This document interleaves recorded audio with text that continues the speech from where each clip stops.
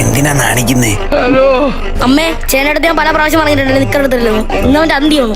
എന്നാ നമുക്ക് തുടങ്ങിയാലോ? എന്റെ നിക്കറതാണോ മാറി? മോളെ പതുക്കെ, എന്തിനത്ര ധൃതി?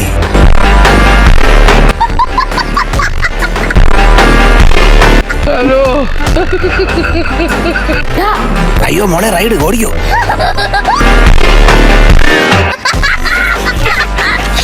ഇങ്ങോട്ട് എടുക്കണ. നിന്റെ ചേട്ടനടഞ്ഞേ ഊരിത്താടാ. അഡീഷണൽ ഫിറ്റിംഗ് അല്ലത്, ജനറ്റിക്കാണ്.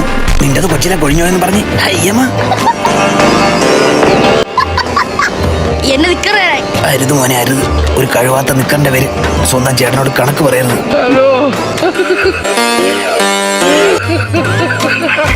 Diary milk താനെടുത്തതിനാ? ആർക്ക് കൊടുക്കാനാ നീ അത് വാങ്ങിയത്? അമ്മു. ഏതമ്മു? അമ്മു അല്ല, അമ്മുമ്മയ്ക്ക് കൊടുക്കാൻ മേടിച്ചതാ. അമ്മുമ്മയ്ക്ക് ഷുഗർ വരെ ഞാൻ സമ്മതിക്കില്ല, അത് ഞാനാ കഴിച്ച്. അവന്റെ ഒരു അമ്മു. ചുമ്മാ അല്ലടോ തനിക്ക് പെണ്ണിട്ടോ? പെണ്ണ് പെണ്ണ് പെണ്ണ് കുറെ നാളായി കേൾക്കുന്നു. എന്നോട് ഞാൻ ഇഷ്ടമാണെന്ന് പറഞ്ഞാലും എനിക്ക് ഒരുത്തിയെ വേണ്ട. തന്നോട് എന്റെ സ്കൂളിൽ ഒരു ചേച്ചി ക്രഷ് ഉണ്ടെന്ന് പറയാൻ പറഞ്ഞിരുന്നു.